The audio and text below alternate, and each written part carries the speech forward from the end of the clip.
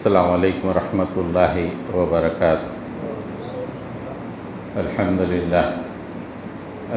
للہ نحمده ونستعینه ونستغفره ونؤمن به ونتوکل علیہ ونعوذ باللہ من شرور انفسنا ومن سیئات اعمالنا من يهدي الله فلا مضل له ومن يضلل فلا هادي له ونشهد أن لا إله إلا الله وحده لا شريك له ونشهد أن محمدا عبده ورسوله أرسل بالحق بشيرا ونذيرا وداعيا إلى الله بإذنه وسراجا منيرا اللهم صل على محمد وعلى آل محمد كما صليت على إبراهيم وعلى آل إبراهيم إنك حميد مجيد اللهم بارك على محمد وعلى آل محمد كما باركت على إبراهيم وعلى آل إبراهيم إنك حميد مجيد أما بعد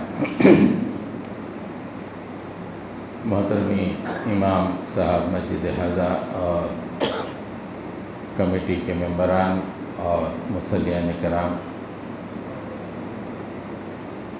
اللہ تعالیٰ نے اس کائنات کو بنایا اور اس کائنات میں انسان کو زمین پر چھوڑا اور انسان کی نسل بڑھتی چلی گئی اور انسان نے اس زمین کو آباد کیا۔ اللہ نے اس زمین پہ دو طاقتیں چھوڑی، دو فورسز، ایک ہے حق کی طاقت اور ایک ہے باطل کی طاقت۔ فورسز آف رائٹیسنس اور فورسز آف ایول، یہ دو کے درمیان ہمیشہ کشمکش چلتی رہتی ہے۔ کبھی حق کی قوت ایول فورسز پہ غالب آتی ہے اور کبھی شیطان کی قوت حق پر غالب آ جاتی ہے۔ یہ مسلسل ابتدائے آفرینش سے لے کے آج تک یہ مسلسل کشمکش آپ دیکھیں گے، حق اور باطل کے درمیان، اچھی اور بری طاقتوں کے درمیان۔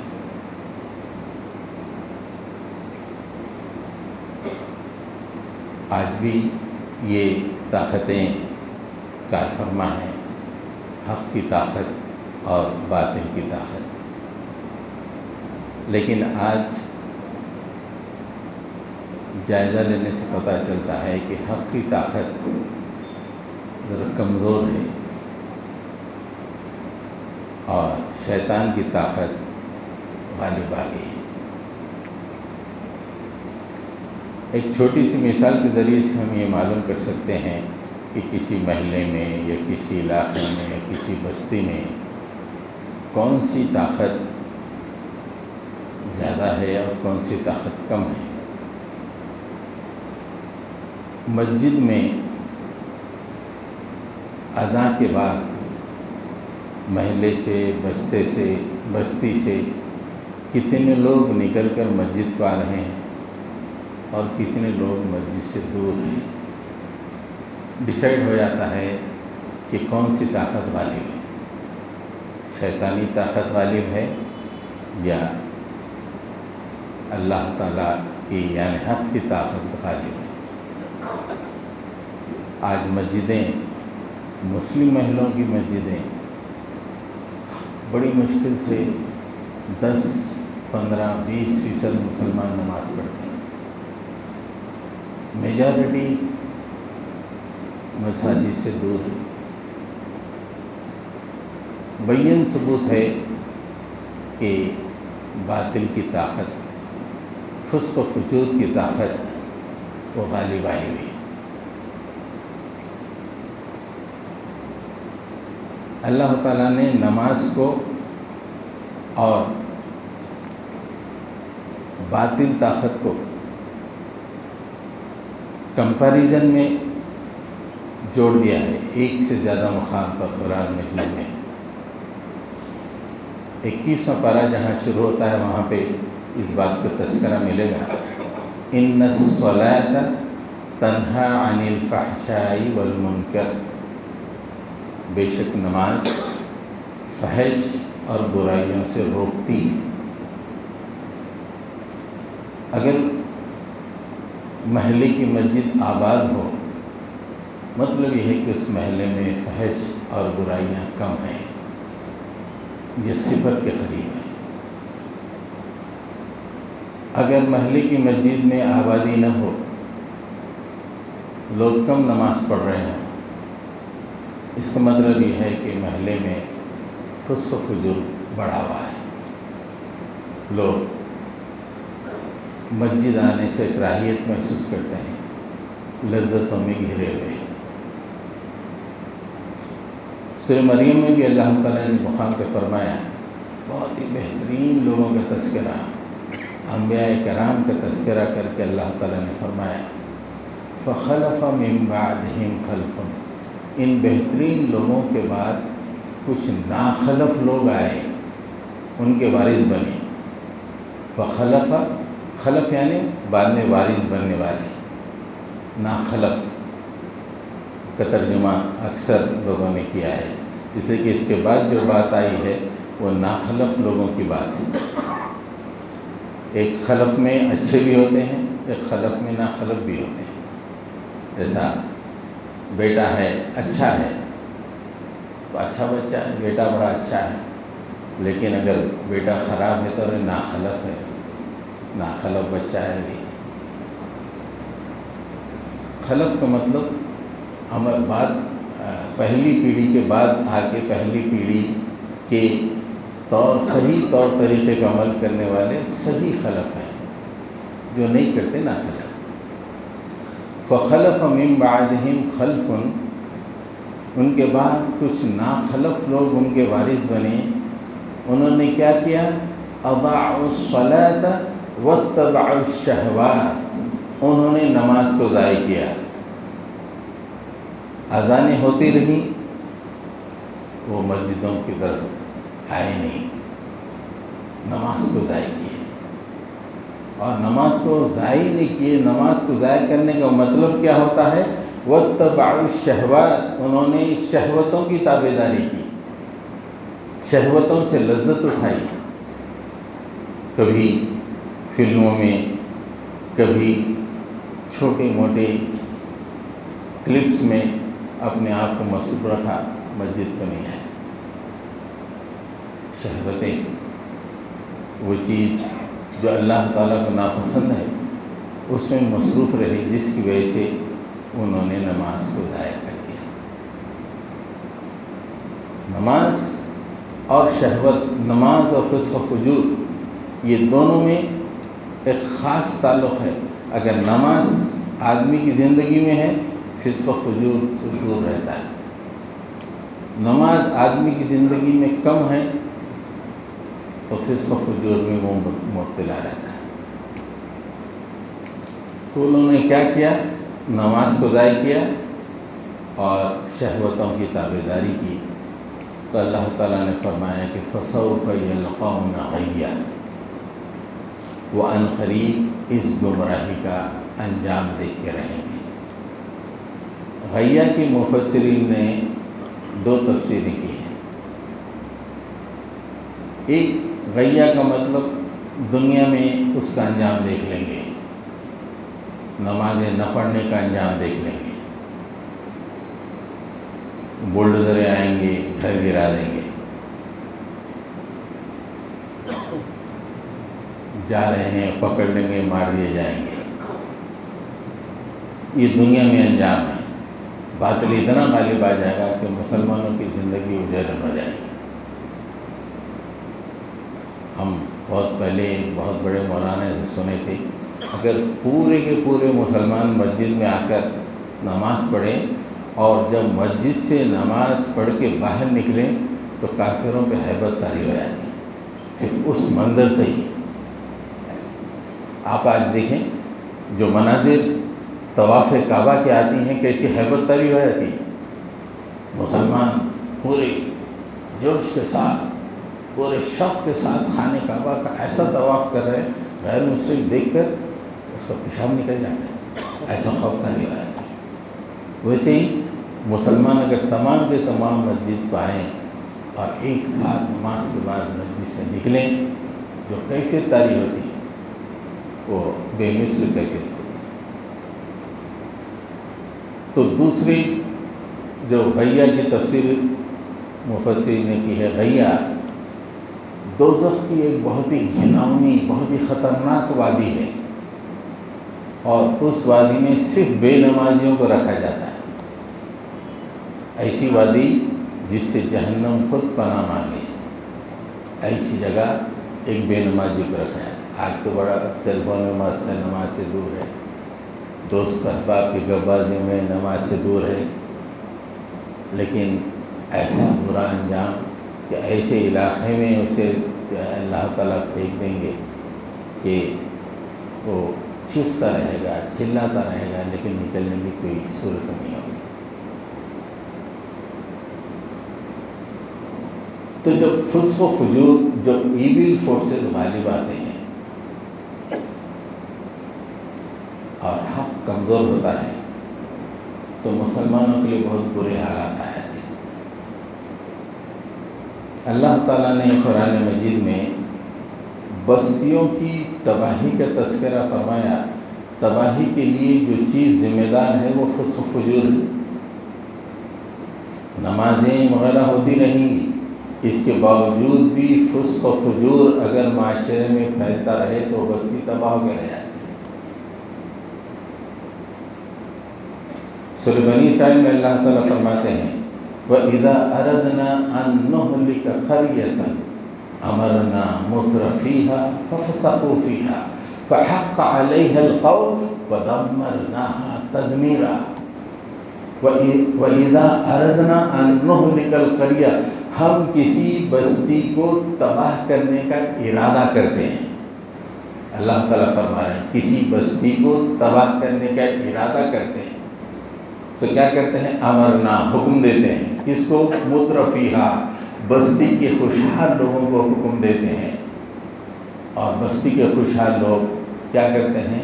ففسقوا فیہا، بستی میں فسق و فجور، تھیٹریں بنا دیے جا رہے ہیں، فلمیں چلائی جا رہی ہیں، ڈانسز چل رہے ہیں، نائٹ کلب چل رہے ہیں. جتنا مال ہے مالداروں کا پورا فسق و فجور میں خرچ ہو رہا ہے. مسجد کے امام 2 روٹی کے لیے ترس رہا ہے، مسجد کا مؤذن 2 روٹی کے لیے ترس رہا ہے، اور پیسے خرچ ہو رہے ہیں فلمیں دیکھنے کے لیے، پارٹیوں کے لیے، پکنکوں کے لیے، فسق و فجور کے لیے. تو اللہ تعالیٰ فرماتے ہیں کہ فَحَقَّ عَلَيْهَا الْقَوْلُ، اس بستی پہ ہمارا فیصلہ چسپاں ہو جاتا ہے. فَدَمَّرْنَاهَا تَدْمِيرًا، اس کی ہم اینٹ سے اینٹ بجا کے رکھ دیتے ہیں. جب کسی بستی میں فسق و فجور پھیلتا ہے تو عرش والا خاموش نہیں دیتا، وہ دیکھتا ہے کہ اس کو تباہ و برباد کر دو. اس لیے نمازیں بھی چل رہی ہیں لیکن فسق و فجور اتنا زیادہ ہے کہ نمازیوں کی تعداد بہت کم ہے اور ہر طرف فسق و فجور ہے. اللہ تعالیٰ نے اس کو تباہ. تو بستی اس طرح تباہ ہوتی. پوری تاریخ آپ اٹھا کر دیکھیں، جس بستی میں بھی فسق و فجور پھیلا، اللہ کی نافرمانیاں ہوئی، اللہ کی معصیت کی طرف لوگ رغبت سے جاتے رہے، اس بستی کو اللہ تعالیٰ نے، اللہ کی سنت رہی، اس بستی کو تباہ و برباد کر دیا.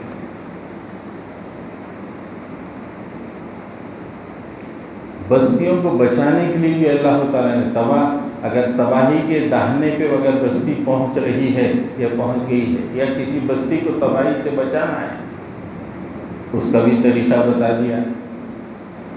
اس کا طریقہ اللہ تعالیٰ نے سورہ ہود میں بتایا. وَمَا كَانَ رَبُّكَ لِيُهْلِكَ الْقُرَى بِظُلْمٍ وَأَهْلُهَا مُصْلِحُونَ۔ اللہ تعالیٰ اس بستی کو ہلاک کر کے کیا کرے گا؟ کیوں ہلاک کرے گا؟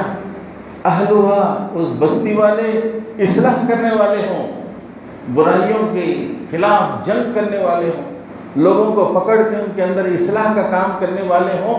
اگر یہ کام بستیوں میں جاری رہا تو اللہ تعالیٰ اس بستی کو تباہ کر کے ظلم کے ساتھ کیوں تباہ کرے گا؟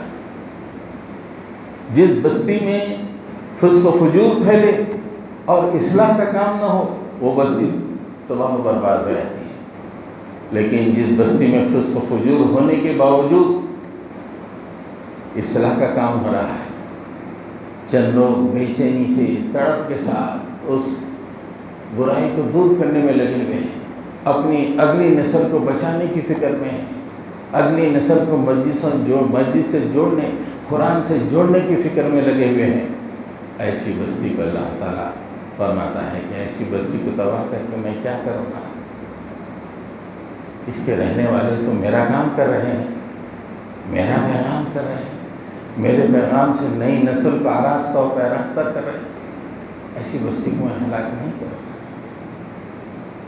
آج دیکھیے بستیوں کی بستیاں اللہ تعالیٰ ایسے گرا دے رہا۔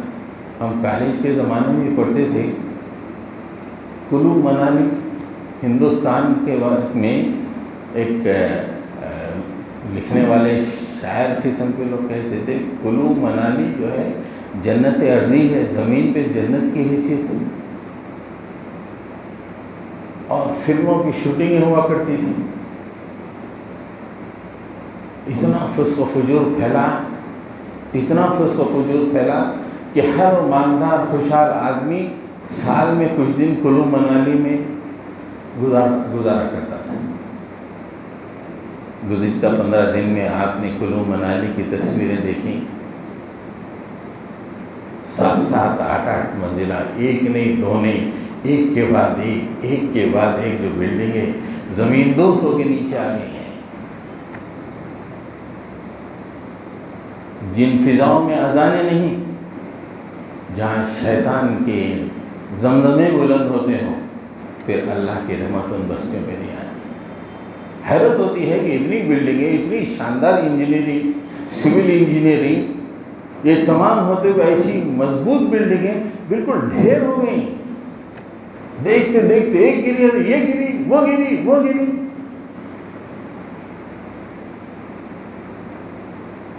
تو اللہ تعالیٰ کی آیت کتنی واضح طور پہ آ رہی ہے سامنے کہ وَإِذَا أَرَدْنَا أَن نُهْلِكَ قَرْيَةً أَمَرْنَا مُتْرَفِيهَا۔ مالدار لوگوں سے کہتے ہیں کہ فسق و فجور، لوگ بامبے سے جا رہے ہیں، حیدرآباد سے جا رہے ہیں، دلی سے جا رہے ہیں فسق و فجور کے لیے، کلو منالی، فسق و فجور پھیل گیا، فَحَقَّ عَلَيْهَا الْقَوْلُ، ہمارا چشمہ ہو گیا، فیصلہ اینٹ سے اینٹ بجا دی۔ کلو منالی کے وہ مناظر دیکھیں تو وہ بستی ویرانی میں، نہ کوئی سڑک رہی، نہ کوئی گھر رہا، نہ کچھ رہا، ہر آنکھ میں آنسو۔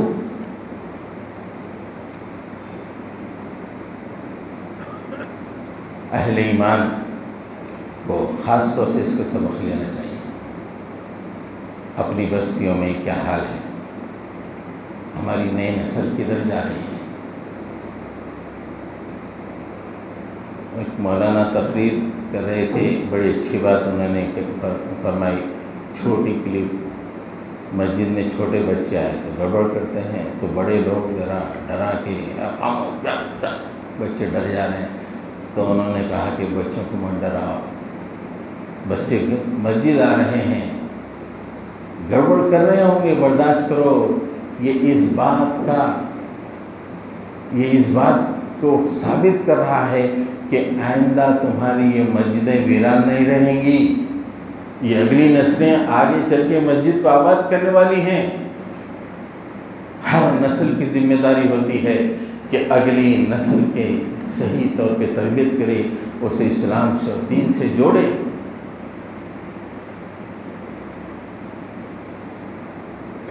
حضرت گرامی اللہ تعالیٰ نے اہل ایمان کے لیے یہ جو فورسز آف ایولز پہ قابو پانے کے لیے جو طریقہ بیان کیا ہے وہ امت مسلمہ کی منصبی ذمہ داری میں سے ایک ذمہ داری.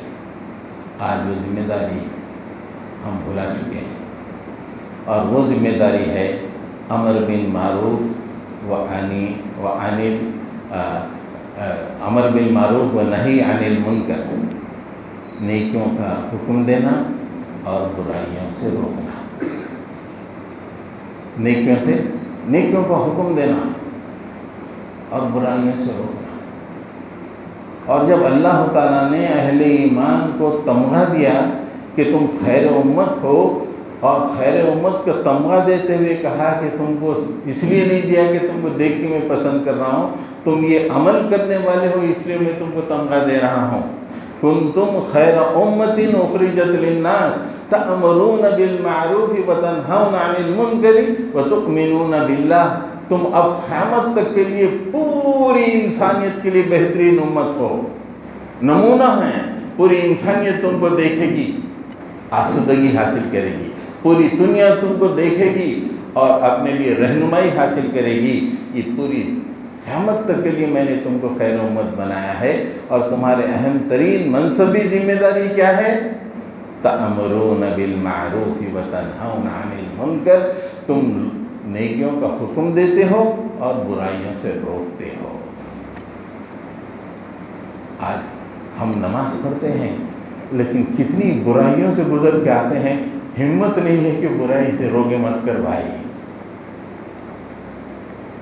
آج یہ معاملہ ہو گیا ہے. آج تنازعات کا مسلم امت میں یا محلوں میں جو تنازعات، میاں بیوی کے تنازعات اور آپسی پڑوسیوں کے تنازعات، مسجد کا امام طے نہیں کر رہا، کوئی محلے کا مسل پاور والا طے کر رہا ہے، روڈی شیٹر طے کر رہا ہے، پہلوان طے کر رہے ہیں. یہ بین ثبوت ہے کہ ہمارا معاشرہ اس وقت کدھر جا رہا ہے. نیکیوں کا حکم دینا اور برائیوں سے روکنا. اور ہم بے شک نماز پڑھ رہے ہیں، لیکن ہم نماز پڑھ رہے ہوں اور ہم جس محلے میں رہتے ہوں وہاں پہ برائیاں پنپنے لگے، یہ بہت بڑا جرم ہے. اس نمازی کا بہت بڑا مجرمانہ فعل ہے. ایک دفعہ اللہ کے نبی صلی اللہ علیہ وسلم نے فرمایا کہ بنی اسرائیل کے ایک علاقے میں اللہ تعالیٰ نے فرشتوں کو بھیجا، جاؤ اس بستی میں فسق و فجور بہت پھیل گیا ہے اور اس بستی کو الٹ کر دو، بالکل الٹ دو. فرشتے آئے اور دیکھا، بستی کا جائزہ لیا تو وہاں پہ ایک شخص ایسا ملا جو کئی سالوں تک ذکر سے اپنے آپ کو ہٹایا نہیں، غافل نہیں رہا، نماز ذکر فکر ہمیشہ رہا. فرشتوں کو بڑی حیرت ہوئی کہ اتنا زبردست آدمی، کئی سالوں سے اس نے نمازیں پڑھیں، اللہ سے اپنا لگاؤ لگائے رکھا، ذکر و فکر میں رہا، اور اس بستی کو کیسے الٹے؟ جا کے اللہ تعالیٰ سے فرمایا کہ اللہ، جس بستی کو تو نے تباہ و برباد کرنے کا حکم دیا ہے، اس میں تیرا ایک ایسا بندہ بھی ہے جو کئی سالوں سے ایک لمحے کے لیے بھی تجھ سے غافل نہ رہا. اللہ تعالیٰ نے کہا بستی کو اسی شخص پر الٹ دو، اس لیے کہ وہ ذکر و فکر میں تو مشغول رہا لیکن بستی میں جو برائیاں پھیل رہی تھے اس کے روکنے کا کوئی کام اس نے نہ کیا. اتنی عبادت گزار بندے کی کتنی اہمیت ہو سکتی ہے، لیکن اللہ نے کہا کہ اسی کو بستی کو الٹ دو، اس سے کہ وہ اپنی نمازوں میں مشغول رہا اور بستی میں برائیاں پھیلتی رہیں. اس سے پتہ چلتا ہے کہ برائیوں سے روکنا یہ ہماری منصبی ذمہ داری ہے. والمؤمنون والمؤمنات بعضهم اولیاء بعض. مومن مرد اور مومن عورتیں آپس میں ایک دوسرے کے ہم رنگ ہیں اولیاء کا مطلب عام طور پہ دوست ہوتا ہے. دوست مطلب یہ فون کر کے ہیلو ہائے کا دوست نہیں ہے. اللہ کے کام کے لیے مل کے کرنا اور باضابطہ ایک الگ دائرۂ کار میں کام کرنا وہ ہے. تو والمؤمنون والمؤمنات بعضهم اولیاء بعض، مومن مرد اور مومن عورتیں آپس میں ہم رنگ ہیں. اور اس کے بعد جو بات کہے اللہ تعالیٰ نے، جو سب سے پہلی صفت بیان کی، نماز نہیں کہا، جو سب سے پہلی صفت یأمرون بالمعروف وینہون عن المنکر، اس کے بعد نماز کی بات کہی ویقیمون الصلاۃ ویؤتون الزکاۃ ویطیعون اللہ ورسولہ اولئک سیرحمہم اللہ. یہ لوگ کیا کرتے ہیں؟ مومن مرد اور مومن عورتیں آپس میں ہم رنگ ہیں، اور کیا کام کرتے ہیں؟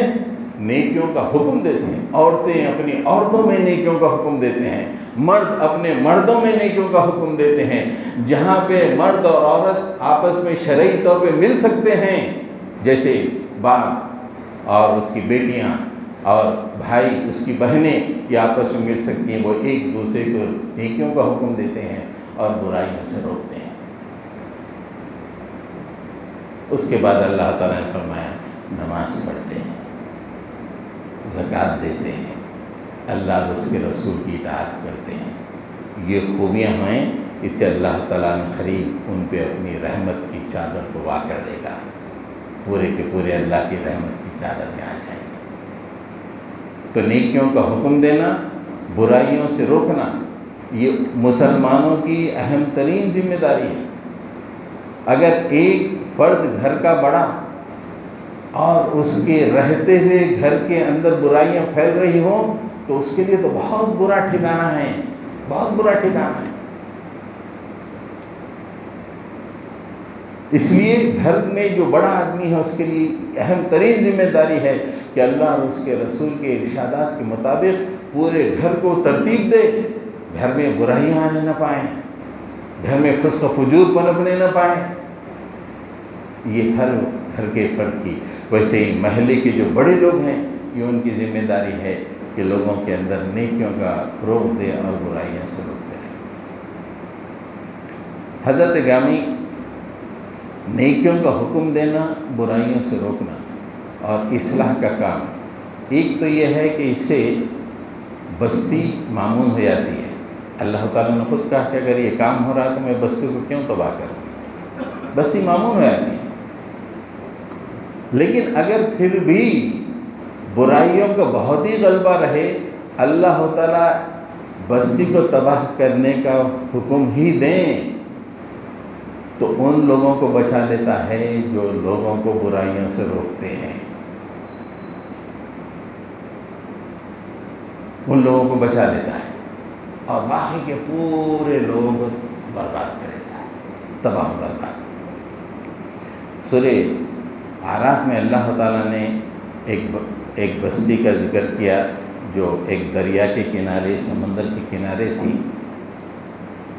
بنی اسرائیل کی بستی تھی. وَاسْأَلْهُمْ عَنِ الْقَرْيَةِ الَّتِي كَانَتْ حَاضِرَةَ الْبَحْرِ، ذرا ان سے پوچھو اس بستی کے بارے میں جو اس سمندر کے کنارے تھی.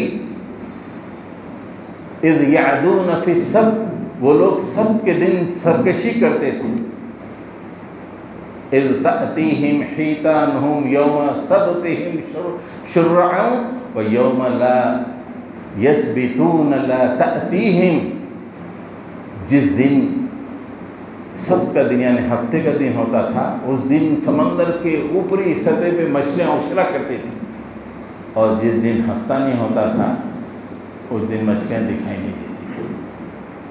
جیسا ہمارے لیے جمعہ کا دن ہے اور ہم پہ اللہ تعالیٰ نے فضل یہ کیا کہ تمام دوسری زندگی کے امور بھی ہم کر سکتے ہیں، لیکن بنی اسرائیل کے لیے تھا ہفتے کا دن بڑا اہم تھا، بہت ہی بابرکت تھا، اور اس دن صرف ذکر کے سوا کوئی کام نہیں کرنا، ذکر کے سوا کوئی کام نہیں کرنا.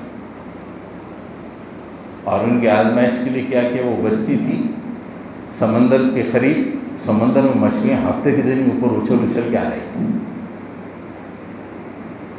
ہم کو کیا حکم ہے؟ جمعہ کے لیے آؤ، جمعہ ہوتے ہی پھیل جاؤ۔ فَإِذَا قُضِيَتِ الصَّلَاةُ فَانتَشِرُوا فِي الْأَرْضِ وَابْتَغُوا مِن فَضْلِ اللَّهِ۔ کھانا پینے کے لیے دوڑ دھوپ کرو نماز کے بعد۔ ان کے لیے یہ تھا کہ نہیں، صرف ہمارے کو جو ہفتے کے دن صرف اور صرف عبادت ہی ہونا ہے، ذکر ہی ہونا ہے، اس کے سوا کوئی دنیاوی کام نہیں۔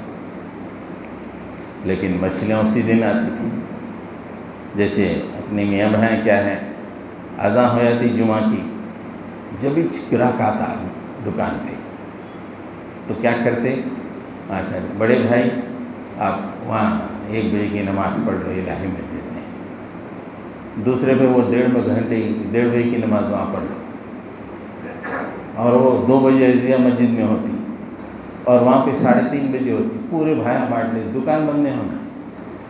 ویسے ہی اللہ کی آزمائش ہوتی، عین جمعہ کے موقع پہ فل گراہک ہوتا، ایک آزمائش ہے۔ ویسے ہی اس زمانے میں ہفتے کے دن مچھلیاں اوپر، تو پوری بستی میں 3 طرح کے لوگ ہو گئے تھے۔ ایک اور ذکر و فکر میں مسجد گھر، پہلی صف میں نماز، ذکر، پہلے آنا ذکر کرنا، نماز کے بعد ذکر کرنا، نیچے منڈی ڈالے گھر چلے گئے۔ دوسرے یہ سرکشی کرنے والے کیا کرتے تھے، ہفتے کے دن ارے مچھلی بہت آ رہی بول کے نالیاں بنا کے ادھر ہاؤس بنا لیتے تھے، تاکہ ہفتے کے دن جو پورے مچھلیاں ادھر آ جانا، اور جو ہے پھر پوری مچھلیاں دوسرے دن پکڑ لینا۔ جیسا پورے بھائیوں کی نمازاں ہونی دکان میں کھلی ہے، ویسی ایک بنا لی ہے۔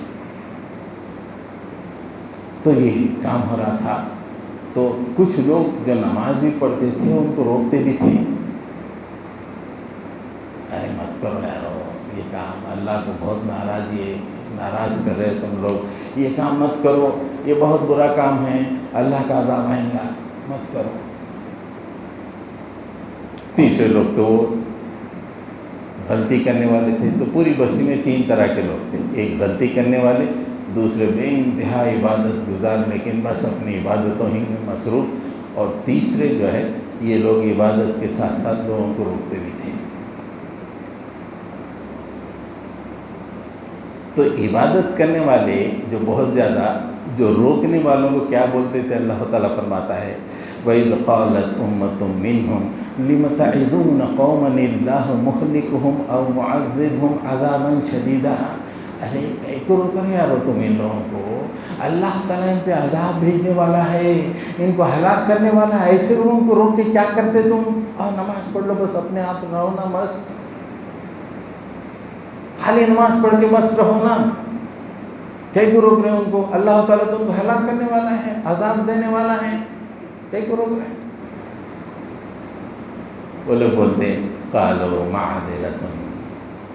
معذرة إلى ربكم ولعلهم يتقون، ہم بس اللہ کے پاس اپنی معذرت، مالک یہ برائی کر رہے تھے، ہم بس روکے، ہماری جتنی قوت تھی اتنے روکے مالک، یہ معذرت پیش کرنے کے لیے ہم یہ کام کر رہے ہیں، اور ہم پر امید بھی ہیں کہ ہماری بات سے کوئی نہ کوئی تقوی کے راستے پہ آ جائے گا، یہ برا کام چھوڑ دے گا، اس لیے کر رہے ہم یہ لوگ۔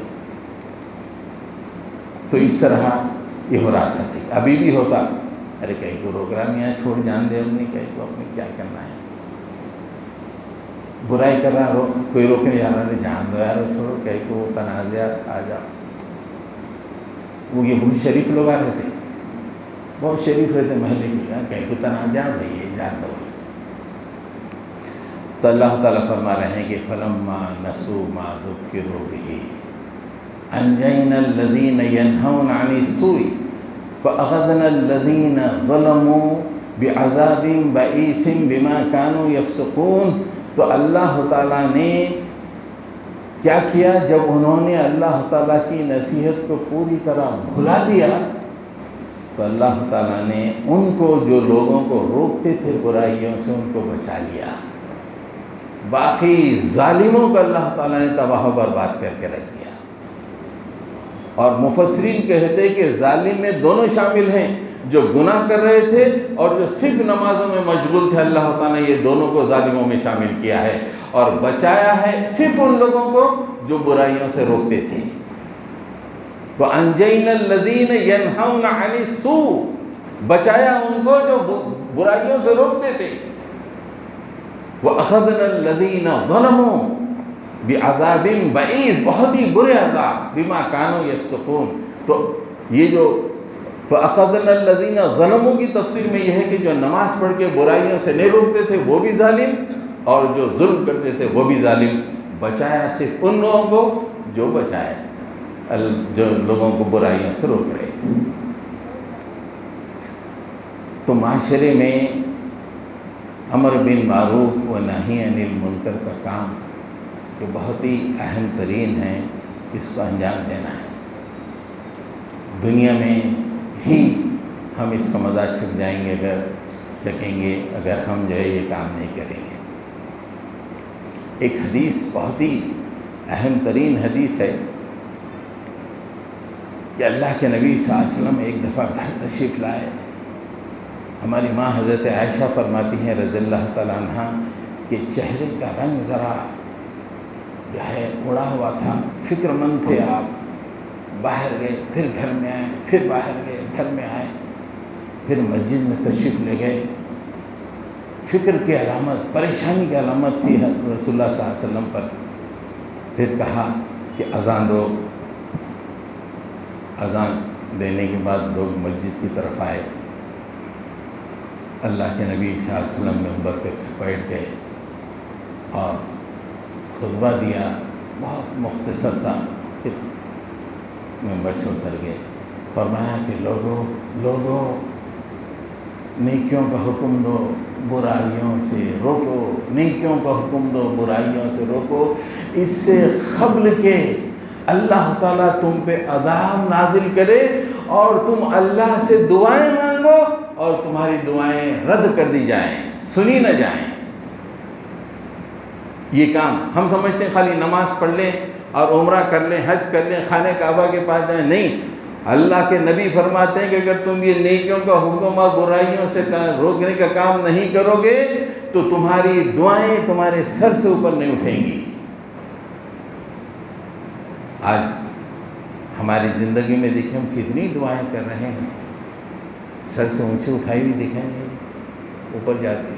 کتنے گھروں میں بچیاں ہیں جن کی شادیاں نہیں ہیں، تڑپ تڑپ کے مانگ رہے ہیں مالک بچیاں ہیں شادی ہونا ہے، مالک بچیاں ہیں شادی ہونا ہے، نہیں ہو رہی، رشتے نہیں آ رہے مالک. سننے والا نہیں ہے. گھر کے بعد وہ برائی ہو رہی، اس کو روکنے کی ہمت ہی نہیں. اللہ کے نبی نے فرمایا کہ تم روکنے کی ہمت نہیں کرتے اور اس کو نہیں کر سکتے تو تمہاری دعا بھی اللہ تعالیٰ قبول نہیں کرے گا. کتنا ان ایمپلائمنٹ ہے. ایک باپ جوان بچوں کو 5-5 6-6 بچوں کو کھلا رہا ہے. گورنمنٹ جاب سے ریٹائرمنٹ کے بعد جو وظیفہ ہوتا ہے جوان بچے گھر میں بیٹھ کے کھا رہے ہیں. اماں دعا کر رہی مالک بچے کو نوکری دے دے، باپ دعا کر رہا میرے بچے بے روزگار ہیں، دعا ویسی بے روزگاری جا رہی. آپ دیکھیں کتنی دعائیں ہم کر رہے ہیں، ہماری دعائیں قبول ہوتی بھی دکھائی نہیں دے رہی. اللہ کے نبی یہ فرماتے ہیں اور اس کی روشنی میں پتہ چلتا ہے کہ ہم شاید وہ کام نہیں کر رہے جو اللہ کے نبی چاہتے ہیں کہ ہم کریں. نیکیوں کا حکم دینا، برائیاں سے روکنا. اگر یہ کام پورے نہیں کر سکتے تو اللہ تعالیٰ نے الگ الگ نہیں کر سکتے. ظاہر بات ہے کہ ایک آدمی بہت بڑے، جیسے مثال کے طور پہ ہم جب بہت پہلے اکبر باغ میں تھے، اکبر باغ میں جب نیا یہ آیا تھا ٹی وی کی چھتری والی ٹی وی آئی تھی، ہم ذرا اس کے خلاف مہم چلا دیے تو وہ سیاسی جماعت کی سرپرستی سے پورے گنڈے آ گئے. آپ کو کیا ہونا عمل تھا کئی کروڑ کہنا، ہاں آپ کو کیا مطلب ہے، اس سے خاموش بیٹھو. ایسا اس وقت جو ہے اتنا آرگنائز ہے یہ فحش کا پھیلانا، پورے جتنے سیاسی پارٹیاں ہیں پورے اس میں شامل ہیں، جس کو بہت پیسہ ہے اس میں، ان کی سرپرستی ہے. تو ایک آدمی الگ الگ نہیں کر سکتا، تو ایک جماعت محلے کی سطح پہ وَلْتَكُن مِّنكُمْ أُمَّةٌ يَدْعُونَ إِلَى الْخَيْرِ، پورے نہیں کم سے کم تم میں سے ایک جماعت، پوری مسجد نہیں، مسجد میں کہ 20 آدمی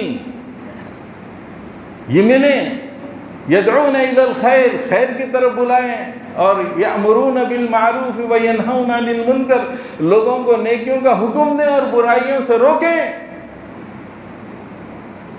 عقل الگ الگ کرنا بے شک مشکل ہے یہ کام، لیکن ایک جماعت کے لیے تو بہت ضروری ہے۔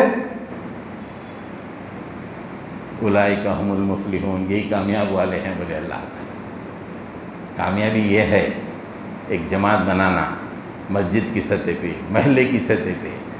کیسے حالات آ رہے ہیں، کیوں؟ یہ اللہ کی رحمت ہم سے دور ہو گئی، اس سے یہ حالات آ رہے ہیں۔ اب وہ 5 دن کا اسپیشل سیشن کرتے، سب لرز رہے ہیں، کیا بولتا ہے کہ کیا ہے کہ ہندو راشٹر کا اعلان کرتا کہ ایک ساتھ سول کوڈ کا اعلان کرتا کہ کیا کرتا کہ پورے لرز رہے ہیں۔ خالی اعلان کرا، بولا نہیں کیا کرتا بھائی، پورے لرز رہے ہیں۔ ہم کو کیا کرنا ہے، دعوت ہوت یہ وہ کھانے میں، لیکن جو سوچنے والے دماغ ہیں پورے لرز رہے، کیا کرتا نہیں معلوم۔ اچانک ہندو راشٹر کا اعلان کر دیا تو کیا کر لیتے؟ یہ حالت کیوں ہیں؟ یہ اللہ کی رحمت دور ہو جانے سے۔ ہم کو جو چیز چھوٹی چھوٹی اچھی ہے اس کو ہم جو ہے استعمال کر لے رہے ہیں، اور جو ذرا مشکل ہے جان دو بھائی کیا کرنا ہے، چھوڑ دے رہے ہیں۔ حضرت گرامی، آخر میں ایک حدیث میں آپ کو سنا کر اپنی بات ختم کرتا ہوں۔ سٹریس یہ ہے کہ ہم نماز جہاں پڑھ رہے ہیں اپنی آبادی کو بھی مسلم بنائیں، برائیوں سے دور رکھیں۔ اگلی نسل بہت ہی تیزی سے جو ہے برائیوں کی طرف جا رہی ہے۔ مجھے اتنا افسوس ہوا کہ میں 2 دن تک سویا نہیں۔ ایک تبلیغ جماعت اتنی محنت کرنے والی، اتنی بچپن سے دیکھ رہے ہیں ہم، ابھی تو ذرا ان کے پاس کیا، عام طور پہ لوگوں کے پاس پیسے آ گئے۔ ہم گاؤں میں رہتے تھے، سر پہ ایسے بڑے بڑے تھیلے اٹھا لے کے، سامان اٹھا لے کے، ایک سائیکل لے کے 8 کلومیٹر کی سفر پیدل جاتے تھے، اور ایک بستی سے دوسری بستی جا کے دین کی طرف بلاتے تھے۔ اتنا بہترین کام ہم ابھی نہیں، بچپن سے دیکھتے۔ اس میں کا ایک نالائق نکل کے ایتھیسٹ بن گیا۔ ایتھیسٹ مطلب خدا کو نہیں مانتا، اور اپنا نام ایکس مسلم رکھا، میں سابقہ مسلم ہوں بول رہا، اور یوٹیوب میں ایک چینل چلا رہا، ہزاروں لوگ دیکھ رہے ہیں، اور ظالم قرآن کے اندر نعوذ باللہ ثم نعوذ باللہ کیڑے نکال رہے ہیں، یہ غلطی ہے، یہ غلطی ہے۔ کدھر جا رہا ہے؟ کیوں؟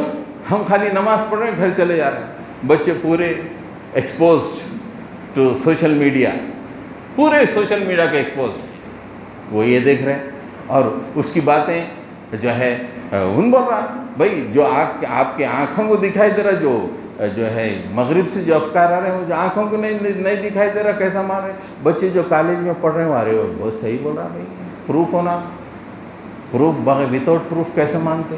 ظالم آج کل دین، اسلام، ایمان کے لیے بھی پروف پوچھ رہے ہیں۔ تو ایک بچہ میرے سے پروف پوچھا، میں بولا وہ شملہ میں جا کے دیکھو پروف مل جاتا، بولا تم گھر میں رہتے تو پروف ٹوٹلی مل جاتا ہے اس میں۔ ہاں، تو اس لیے یہ کام بہت انتہائی وقت کی اہم ترین ضرورت ہے کہ اگلی نسل کو بچانا، ہر محلے میں، یہ جماعتوں وغیرہ کے بکھیڑے میں نہیں، مسجد کے سطح پہ اپنی اگلی نسل کو بچانے کی کوشش کرنا، دین سے جوڑنا، اسلام سے جوڑنا، قرآن سے جوڑنا، یہ کام ہر مسجد کی سطح پہ ہونا، ورنہ مستقبل انتہائی تاریخ دکھائی دے رہا ہے۔ اللہ کے نبی صلی اللہ علیہ وسلم نے ایک بہترین مثال دی، ایک 2 منزلہ کشتی کا تذکرہ فرمایا، نیچے کی منزل، اوپر کی منزل۔ نیچے کی منزل ظاہر بات ہے کلوز رہتی، تو نیچے کی منزل والوں کو پانی کی ضرورت پڑی تو وہ اوپر آ کے پانی لیتے، ظاہر بات ہے اوپر آ کے سمندر سے پانی لینا ہے۔ اوپر والے ذرا چھوٹے دل کے تھے، بولے نہیں آنا، نہیں لینا۔ آج کل معاشرے میں ایسے ہو گیا، ہر ایک کا دل چھوٹا، سینے میں سب سے چھوٹا دل، وہ خود پیٹ بھر کھا رہے ہیں، ایک غریب مانگ رہا کیا ہے، چلے آ رہے ہیں۔ امیزن اور وہ کون سا یہ جو ہوم ڈیلیوری والوں کا ایک وہ آیا تھا، ایک دن میں جو ہے 90 لاکھ بریانیاں ڈیلیور کرے گئے تھے وہ لوگ، 90 لاکھ بریانی ڈیلیور کرے. یہ اپنا خیر اس میں غیر مسلم بھی ہوں گے جو بھی ہوں گے، لیکن یہ عام طور پہ موجودہ زمانے میں اتنا یہ رخ ہے کھانے پینے کی طرف، اور خود کھا رہا ہے. غریب صبح اماں بھیج رہی ایک ڈبل روٹی، آدھا اس میں کوئی گلاس میں چائے، چلے آ رہا میکینک کے پاس، لات مار رہا، گالیاں سن رہا، شام میں لا کے 20 روپے دے رہا، اور اپن خالی ہیلو ہاں یہ میں لوکیشن دے رہا ہوں یہاں ڈیلیور کر. 2000 5000 3000 روپے کی ڈیلیوریز ہو رہے. یہ ایسی چھوٹا دل ہو گیا. تو اللہ کے نبی فرما رہے ہیں کہ نیچے والوں کو پانی کی ضرورت تھی، اوپر والے روک دیے لے آنا. تو نیچے والے کیا کریں، کشتی کے نیچے تل میں سوراخ شروع کر دیے. پانی لینا ہے، سوراخ شروع کر دیے. سوراخ مارے تو اوپر والے دیکھ کے خاموش بیٹھ گئے، مان لیں تو کیا کرنا ہے، اپنے کیا کرنا ہے، پانی کے لیے کر لے رہے ہیں. تو اللہ کے نبی فرما رہے ہیں کہ نتیجہ کیا ہوگا، کشتی پوری اوپر کی نیچے کی پوری ڈوب جائے گی. تو 2 باتیں اس میں نکلے، دل چھوٹا نہیں ہونا، اپنے لیے نہیں لوگوں کے لیے. نیچے والوں کو اگر پانی لینے کا موقع مل جائے تو وہ لوگ یہ غلط حرکت کیوں کریں گے. جب دل تنگ ہو جاتے ہیں تو غلط حرکتیں شروع ہو جاتی ہیں. دوسرا یہ ہے کہ اگر کوئی غلط حرکت کر رہا ہے اس کو روکنا، نہیں روکے تو کر لیں دو بول کے خاموش بیٹھ گئے، اوپر والے بھی نیچے والوں کے ساتھ ڈوب جائیں. اور یہی سچویشن اس وقت ہے امت مسلمہ کی. ہم لوگوں کو کوشش کرنا چاہیے کہ محلے کی سطح پر اچھے لوگ محلے کو بچانے کے لیے، اللہ کے غضب سے بچانے کے لیے یہ کام اصلاح کرنے والوں میں اپنے آپ کو شامل کریں. نوجوانوں کو، لوگوں کو قرآن سے جوڑنے کی کوشش کریں. سوشل میڈیا شیطان کے ہاتھ میں ہے، اتنی برائیاں پھیل رہی ہیں اور اس کے مقابلے میں اپنی کوششیں ہے ہی نہیں کچھ بھی.